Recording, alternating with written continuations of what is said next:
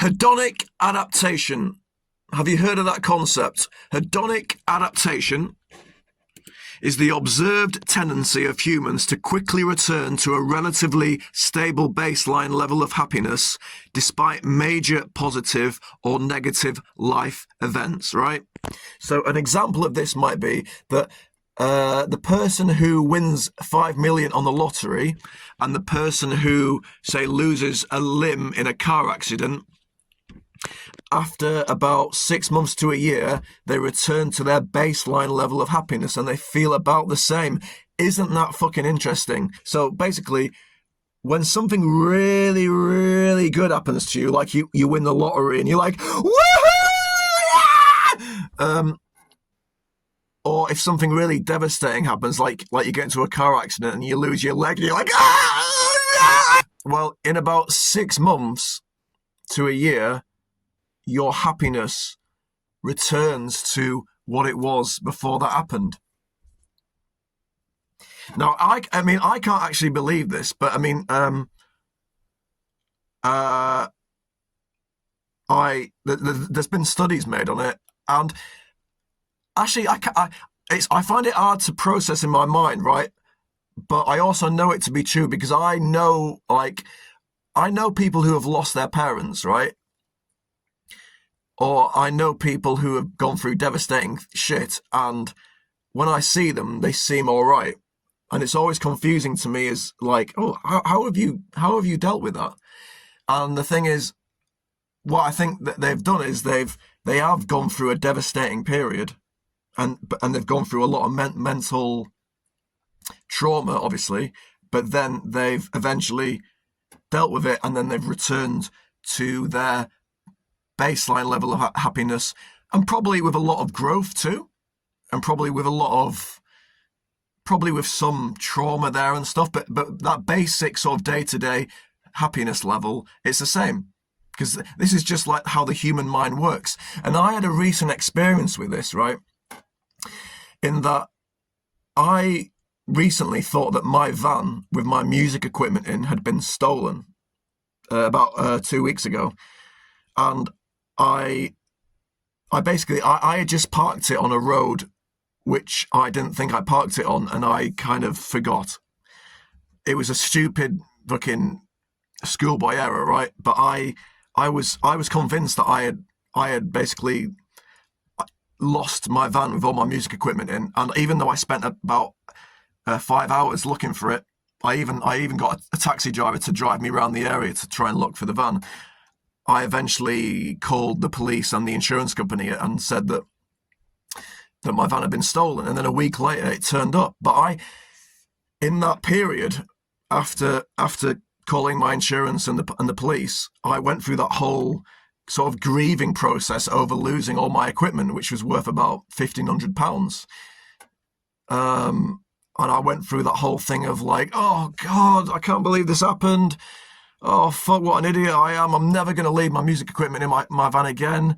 Oh, but then after that, you go through that sort of denial, and then you go through the sort of acceptance of, denial, anger, acceptance. Then you're like, well, I guess it's only £1,000, and I'll learn from this experience, and I won't do that again. And eventually, I didn't cry about it. I didn't really complain too much about it. I just got on with it, right? And then I returned to my previous level of happiness. And then, after I did that, I got the call from the police to say that they'd found my van. So it was all just a big mental movie in my head, right?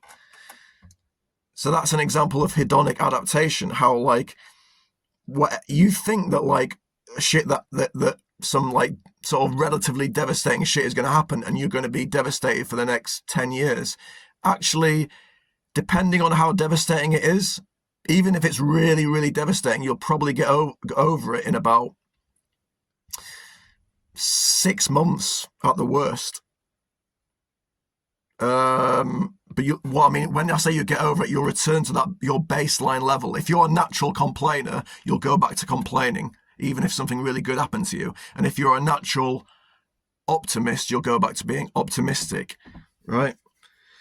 And And actually, another thing, just after I got my van back, it was the next day at work. I'm not going to go into the details of this because I don't think I should talk about details of my workplace. But like basically at my workplace, I something happened and I thought that I might actually lose my job because I made quite a big error at work, right?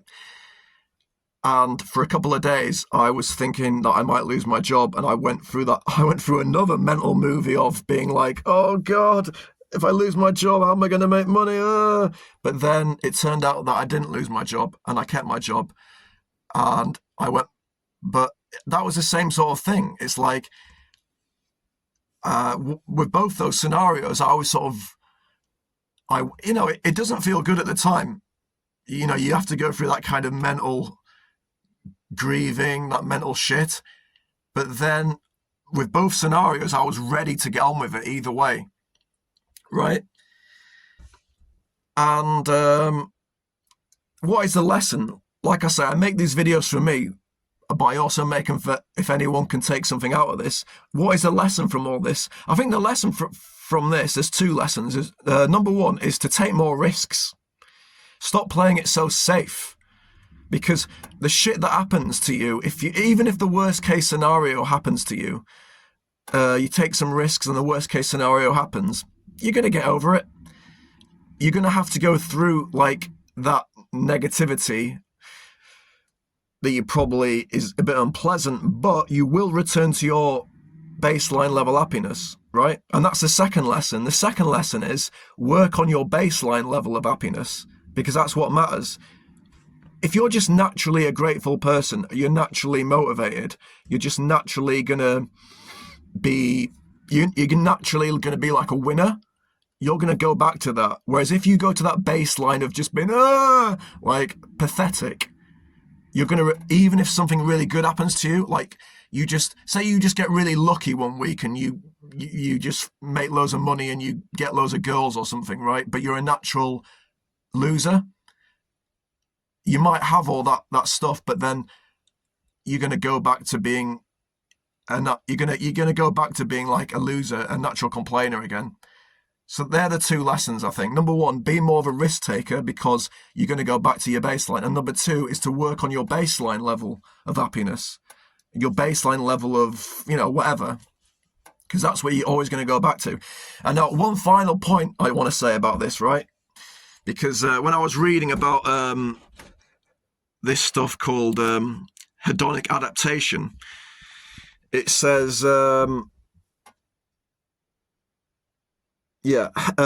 adaptation to both highs and lows. While this explains why the joy from winning the lottery fades, it also explains resilience. Within roughly 3 to 6 months, people often return to their baseline even after negative events, such as becoming paralyzed or losing a job. And then the next thing it says is the new normal.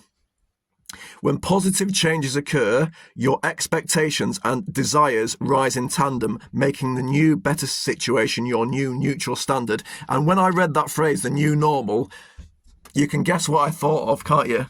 That is what has happened over the last 5 years with this lockdown shit. And that is what the psychologists, the dark psychologists, knew they were doing when they said it's 2 weeks to flatten the curve. And then they said it's only a month to flatten the curve. It's only 3 months to flatten the curve. It's only 6 months to flatten the curve. It's only a year to flatten the curve. It's only a mask. It's only a jab. It's only social distancing. It's only restrictions. It's only mandatory non-travel unless you have a jab. It's only this. It's only this. It's only this. Right? And isn't it amazing how everyone has adapted to that and they've accepted it? Because that's what the psychologists who were behind all of that tyrannical shit that started in 2020 knew, that humans basically are just very flexible. We adapt to all kinds of shit.